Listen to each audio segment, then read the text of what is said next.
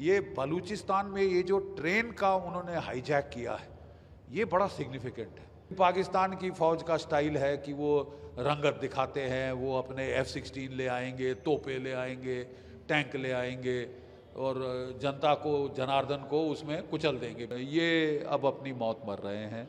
जब वो कहते हैं जब सियार की मौत आती है तो शहर की तरफ भागता है। वो दिखा रहे बहुत रेपिंग चल रहा था, कभी अटैक हो रहा है, कभी अम्बुश हो रहा है, कभी पाकिस्तान आर्मी नुकसान बहुत हो गया, वो काफ़ी क्लेम कर रहा है तो हमको कर रहा है। उसका डिमांड है इंडिपेंडेंट है। वहाँ के लोग ऊपर वाले की मर्जी पे हैं। भीख मंगा देश बना दिया, बर्बादी के उस कगार पर पाकिस्तान पहुँचा है और वो अब 400-450 लोगों को किडनैप किया है। तो ये दिखाता है कि वहाँ की फ़ौज के, मैंने सुना 6 फौजियों को भी मारा है। तो वहाँ कोई कंट्रोल ही नहीं है और टोटल लॉलेसनेस। मौलाना डीजल ने पाकिस्तान की पार्लियामेंट के फ्लोर पे कुछ ही दिन पहले कहा था कि 4-5 ज़िले हैं जो अपनी आज़ादी डिक्लेयर करने वाले, और साहब वो तो तकरीबन पाकिस्तान के कंट्रोल से तो बाहर है। बलूचिस्तान, जहाँ तक खैबर पख्तूनख्वा का सवाल है, तहरीके तालिबान पाकिस्तान, ये दोनों मिल के कत्ल गारत कर रहे हैं पाकिस्तान की फ़ौज की। कोई 750 के ऊपर तो मारे गए हैं पिछले साल में ही। और एक हम डिमोरलाइजेशन सी जो देख रहे हैं वहाँ पे पाकिस्तान की फ़ौज में, जितनी कैजुअल्टीज़ हो रही हैं, धड़ाधड़ मारे जा रहे हैं बेचारे। तो देखना ये है कि ये बलूचिस्तान में ये जो ट्रेन का उन्होंने हाईजैक किया है, ये बड़ा सिग्निफिकेंट है। क्योंकि एक ट्रेन में कोई 450-500 लोग होते हैं, तो वो पूरे के पूरे इन्होंने हॉस्टेज बना लिए हैं। कह रहे हैं कि औरतें बच्चों को छोड़ दिया है। पहली खबर आई थी कि 100 के करीब इन्होंने हॉस्टेज बनाए हैं। अब खबर आ रही कि नहीं, पूरी ट्रेन तकरीबन अभी तक इनकी हॉस्टेज है। और पाकिस्तान को ये उन्होंने धमकी दी है कि अगर तुमने कुछ किया तो ये सारे हॉस्टेजेस को शूट कर देंगे। ये बड़ा डेलिकेट ऑपरेशन होता है हॉस्टेज रेस्क्यू, और मुझे नहीं विश्वास कि पाकिस्तान की आर्मी इतने डेलिकेट ऑपरेशन इतने नाजुकी से कर लेगी कि बगैर आम जनता को मारे वो टेररिस्टों को ख़त्म करें। बड़ा प्रिसीजन ऑपरेशन होते हैं। हमारी NSG कर लेती है, लेकिन पाकिस्तान की फ़ौज का स्टाइल है कि वो रंगत दिखाते हैं, वो अपने F-16 ले आएंगे, तोपे ले आएंगे, टैंक ले आएंगे और जनता को, जनार्दन को उसमें कुचल देंगे बीच के अंदर। तो अगर ऐसा होगा तो पाकिस्तान में ही बवाल खड़ा होगा। पाकिस्तान को बड़ा फूंक कर ऑपरेशन करना होगा।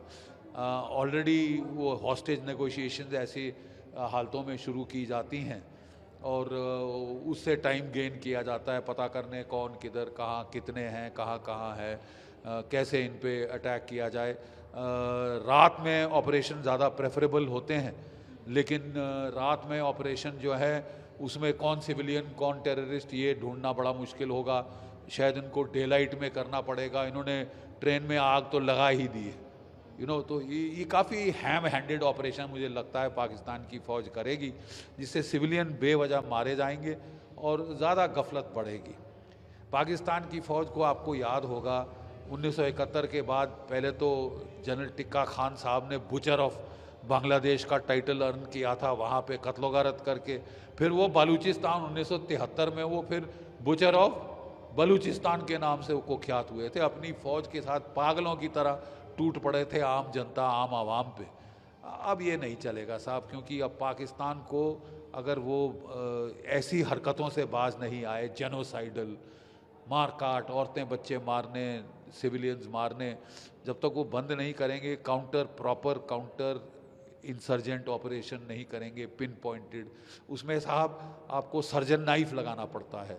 वो क्या कहते हैं, कसाई का झटका नहीं आप मार सकते। बट पाकिस्तान की फितरत रही है कि जब भी वो काउंटर इंसर्जेंट ऑपरेशंस करते हैं तो पहले तोपें चलाते हैं, F-16 चलाते हैं, सब कुछ चलाते हैं। अब भारत की फ़ौज ही है जो केवल राइफलों से कंट्रोल करती है, उसमें बेवजह नुकसान नहीं होता। क्या पाकिस्तान की फ़ौज ऐसा कर पाएगी? ये बड़े टेस्ट पे है। पूरी दुनिया की आंखें अब बलूचिस्तान की ओर है, और बलूचिस्तान मुझे तो लगता है अब समय की बात है। No army can withstand the strength of an idea whose time has come, ये विक्टर ह्यूगो ने कहा था, और 1971 के पहले ये बहुत लागू था। आज फिर हमें लग रहा है, हम जो लड़े हुए हैं 1971 का युद्ध, हमें फिर लग रहा है कि साहब the time for the birth of Balochistan has come. Sir, क्या इंडिया पर कोई इम्पैक्ट या किसी तरीके से अलर्ट हमारी अलर्ट हमको तो केयरफुली वॉच तो करना ही पड़ेगा, अलर्ट भी हमको रहना पड़ेगा, क्योंकि बात ऐसी है कि पाकिस्तान की फ़ौज ध्यान बटाने के लिए कुछ भी कर सकती है। देखिए, ये बोलते हैं रस्सी जल गई ऐंठ नहीं गई। ये फटीचर मुल्क है, इकोनॉमिक तबाही की कगार पे है, 2 रोज़ की रोटी नहीं खिला पा रहा अपने लोगों को, लेकिन साहब पंगे लेंगे जम्मू कश्मीर में, पंगे लेंगे पंजाब में, जाके तख्ता पलट करेंगे बांग्लादेश में, ठीक है। तो ये अगर अपने गरमान के अंदर झांकें, अपने घर में झांकें, तो ज़्यादा इनके लिए बेहतर होगा। लेकिन इनकी आदत है धड़ल्लेबाजी करने की, नाटकीय तरीके करने की, तो हमको ये थोड़ा केयरफुल रहना पड़ेगा अपने बॉर्डर्स पे कि ये क्या ध्यान बटाने की कोशिश तो नहीं करते। लेकिन ये अब अपनी मौत मर रहे हैं। जब वो कहते हैं जब सियार की मौत आती है तो शहर की तरफ भागता है। तो दोनों जो है बलूच इनके पीछे पड़े हैं, सिंधी इनके पीछे पड़े हैं, खैबर पख्तूनख्वा के तहरीक तालिबान पाकिस्तान इनके पीछे पड़ी है, और अब तो जो तालिबान काबुल में है वो भी इनसे सख्त नाराज़ है, वो भी लड़ाई की धमकी दे रही है, क्योंकि इन्होंने अपने F-16 तैयारे भेजे और वहाँ पे बेवजह औरतें बच्चे मार के आए हैं, कोई 54 से ज़्यादा। तो वो भी तिल मिलाए हुए हैं, वो भी बदला लेंगे। ये सोच रहे थे हमारी जूती की नोक बन के रहेगा अफ़गानिस्तान, वो तो होने से रहा, वो तो होने से रहा। ISI के चीफ वहाँ की फोकट की विस्की पीने काबुल पहुँच गए थे जब तालिबान का राज आया था, और उन्होंने सोचा था कि हमको स्ट्रेटेजिक डेप्थ मिल गई। स्ट्रेटेजिक डेप्थ तो दरकिनार साहब, अब आपकी तबाही का वक्त आ रहा है। ये तो जो हमारा अखबार आ गया था, ये बलूचिस्तान जगह में, उन्होंने ख़ुद बताया था ये, और तो उन्होंने अटैक कर दिया था, अम्बुश किया था। पाकिस्तानी ट्रेन आर्मी है वो, तो उनकी कम से कम काफ़ी मतलब हाई रैंक ऑफिसर है, उनकी साथी है, उन्होंने बिल्कुल कब्ज़ा कर दिया था, और काफ़ी लोग उनके पास कम से कम 800 लोग हैं, लेकिन मैं वो तो बच्चा भी है, कोई औरत भी है, उन्होंने ख़ुद रिलीज़ कर दिया था। बाकी 100 सोल्जर्स के ऊपर है उन्होंने ऑफिसर वो पाकिस्तानी आर्मी अभी रखा है। वो तो freedom Balochistan freedom army movement वाली उन्होंने क्लेम कर दिया था, ये उन्होंने प्रो इंडिपेंडेंट वाली के आर्मी है, वो उनकी मांग रही है, तो कुछ और डिमांड कर रहा है। ये तो बलूचिस्तान वो उन्होंने इंडिपेंडेंट मांग रहे, तो इसलिए अभी तक ये फ़िलहाल में वो तो जो युद्ध चल रहा वहाँ पर है, अभी पाकिस्तान आर्मी भी ख़ुद यूज़ कर रहा है, उनकी ड्रोन भी यूज़ कर रहे हैं, टैंक भी यूज़ कर रहे हैं, अटैक हो रहा है, चल रहा रहेगा, कोई चलता रहेगा। अभी तक फ़िलहाल जो अखबार में वहाँ पर भी आ रहे लोग कहते हैं काफ़ी लोग मर गया था, लेकिन जितना इंफॉर्मेशन हमारे पास ये है इतना है। सर, ये डिमांड क्या है और किस तरह की कोई कैजुअल्टी वगैरह?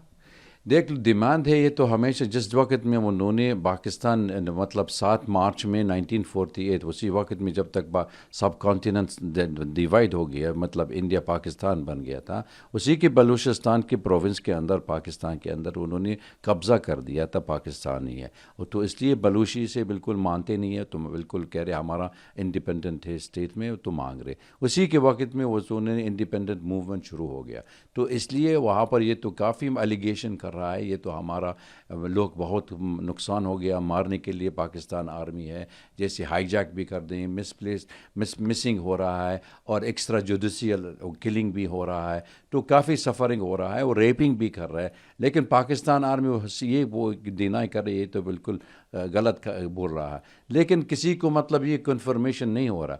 आजकल के जब तक वो सोशल मीडिया काफ़ी शुरू हो रहा है और काफ़ी देते हैं, वो दिखा रहे बहुत रेपिंग चल रहा था, कभी अटैक हो रहा है, कभी अम्बुश हो रहा है, कभी पाकिस्तान आर्मी नुकसान बहुत हो गया, वो काफ़ी क्लेम कर रहा है, तो हमको कर रहा है। उसका डिमांड है इंडिपेंडेंट है, लेकिन पाकिस्तान बिल्कुल इंडिपेंडेंट नहीं देते, क्योंकि दो चीज़ है अभी तक बहुत अहमियत है। एक, वहाँ पर काफ़ी मतलब रिसोर्सेज है, मिनरल रिसोर्सेज है, और लोग में बहुत कम है, और बाकी मतलब ये दो इक्वल डिस्ट्रीब्यूशन ऑफ रिसोर्सेज वो नहीं हो सकता, इसलिए वहाँ पर बुरा हालत हो गई है, कब बलूची वाले लोग हैं। दूसरी बात भी है, ये पाकिस्तान का क्वेता वाली जो उनकी इकोनॉमिक कॉरिडोर बनाया था क्वाडर के लिए, उसके पाकिस्तान चीनी के साथ में उन्होंने $7 बिलियन चीनी में वो देने के लिए पाकिस्तान आर्मी, इसलिए पाकिस्तान के लिए छोड़ना नहीं कर सकता है। और अभी इसी कॉरिडोर एक्सटेंशन के लिए अफ़गानिस्तान के थ्रू भी हो सकता है। इसलिए बलूची पीपल कह रहे हमारे के लिए कोई बेनिफिट होना चाहिए। इसका मकसद यानी सिर्फ सिंधी वाले का है या पंजाबी वाले का, पाकिस्तान वाले को फ़ायदा होता है, लेकिन हमारा फ़ायदा भी होना चाहिए, शेयरिंग ऑफ रिसोर्सेज। तो इसलिए ये झगड़ा शुरू हो गया था, अभी ख़त्म नहीं हो रहा है। देख लेंगे। आज का तो लोग कह रहे हमारे उनकी ये 28 मार्च में उन्होंने हेग यूरोप का अंदर है, वो कह रहे हमारा डेमोन्स्ट्रेशन चल रहा है। They want to show to the world the suffering of the people of Balochistan. Pakistan में होना था, पाकिस्तान बर्बादी के रास्ते में है, it at the brink of breaking. आपने अगर स्टेटमेंट देखा होगा मौलाना फजल रहमान का सेनेट में, उसने खुद कहा कि अब बलूचिस्तान में 6-7 डिस्ट्रिक्ट ऐसे हैं जहां पाकिस्तान की गवर्नमेंट, हुकूमत का और पाकिस्तान की आर्मी का कोई कंट्रोल नहीं है, और वो आज आज़ादी डिक्लेयर कर दें तो यूएन उसको रिकग्नाइज़ कर देगा। तो ये उनका अपना एडमिशन है, उसको गवर्नमेंट ने तो काउंटर किया नहीं, फ़ौज ने काउंटर किया नहीं। इसी तरह टीटीपी उनको हिट कर रही है खैबर पख्तूनख्वा में, केपीके में। वहाँ भी बहुत सारा इलाका, 40 से 50% इलाका, वहाँ की फ़ौज का कोई कंट्रोल नहीं है। पुलिस तो पहले ही विड्रॉ कर गई थी, और मौलाना फजलुर रहमान ने सेनेट में ये उसके बारे में भी बोला कि पुलिस तो पहले ही विड्रॉ कर गई थी, अब आर्मी वहाँ से विड्रॉ कर गई है। तो वहाँ भी 50 से 60% एरिया जो है वो, वहाँ कोई मौजूदगी नहीं है किसी हुकूमत की। तो किसका कंट्रोल है? वहाँ टीटीपी का कंट्रोल है। तो ऐसे हालात में वहाँ की सरकार जब वहाँ के लोगों को कॉन्फिडेंस में नहीं लेती है और सिर्फ पंजाबी और पंजाबियत पर हुकूमत चलती है, तो ऐसे में कैसे पाकिस्तान इकट्ठा रहेगा? अभी आपने हाल ही में सुना कि वहाँ जो बलूचिस्तान के जितने भी टेरर आउटफिट्स हैं, BLA हो गया, उनके साथ में जो दूसरे तंजीमें हैं, और इवन सिंध के जो तंजीमें हैं, सब ने मिलकर एक यूनाइटेड फ्रंट बनाया है जो पाकिस्तान की फ़ौज को और वहाँ की हुकूमत को चैलेंज कर रही है। तो वहाँ की हालत जितना कम बोला जाए उतना अच्छा है। वो तो वहाँ के लोग ऊपर वाले की मर्जी पे हैं। भीख मंगा देश बना दिया, बर्बादी के उस कगार पर पाकिस्तान पहुँचा है, और वो अब 400-450 लोगों को किडनैप किया है। तो ये दिखाता है कि वहाँ की फ़ौज के, मैंने सुना 6 फौजियों को भी मारा है। तो वहाँ कोई कंट्रोल ही नहीं है, और टोटल लॉलेसनेस।